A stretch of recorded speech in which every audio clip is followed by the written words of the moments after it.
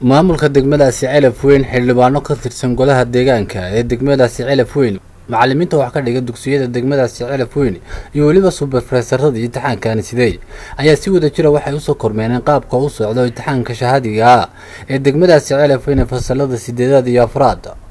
oo ay maanta qaybo kamid ah imtixaankaasi uu soo gabagaboobay ugu horeyn kormeerka kadibna waxa halkaasi ka hadlay xogayaha maamulka fulinta degmadaasi Celaf Weyn xildhibaano golaha deegaanka macallimiinta imtixaankan sidee waliba mas'uuliyiin kale kuwaas oo dhamaantoodba sheegay faa'iidada ay nabadu leedahay isla markaasina imtixaankan uu ku soo dhamaaday jawi nabadgelyo dugsiga hoose dhexe dhalinyaro oo ay ku jiraan 128 arday oo isugu jira secondaryada iyo dugsiga dhexe oo standard 8 standard 4 oo ku jira imtixaankii liifanka ahaa ولكن لا تنكر waxaan u rajeynaynaa insha Allah ta'ala si nabadgeliya ay u joogan u fadhiyaan taankiina way ka shaqeynayaan in Ilaahay ku guuleeyo 10 iskuul oo ka wada tirsan degmada Celaf Weyn oo isugu jira dugsiga hoose dhexe iyo sare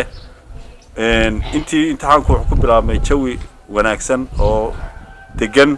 kuna dhamaaday maanta oo dugsiga dhexe uu dhamaanayo ka sarena ay 2 casho harsan tahay wax dhibaato iyo wax corruption iyo wax ma garanaysa qisha iyo wax mobil ah midna ma jirin degmada Celaf runtii si nabadgeliya oo ruux badan ay ku bilowdeen kuna dhamaadeen insha Allah waxaan u rajeynaynaa ardaydana guul doobay Ilaahay inta uga mahad celinaa waxa kaloo halkan way uga mahad celinaya wasaaradda waxbarashada oo iyadna suurta gelisay Ilaahay ka sokow inuu imtixaanku ka suurta galo ama way u gaaro dhamaan way gobolada degmooyinka way dalku ka kooban yahay ama jamhuuriyadda Soomaaliland ay ka kooban tahay dhamaantoodna si nabadgelyo ah oo aad baan taana ugu hambalyeynay wasaaradda waxbarashada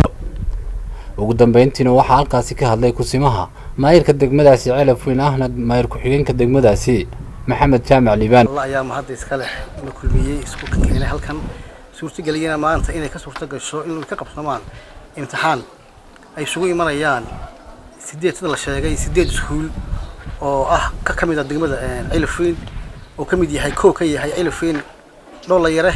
iyo nugaal degmada gudaheeda inta kale tahay dibadda oo ah arday isu timi isaaqoon isku bartay horta taasi waa mahad Ilaahay ta kaleena inay suurta gasho dadka isu yimiyada hawl iska jireen in ka suurta galay imtixaanka inuu socdana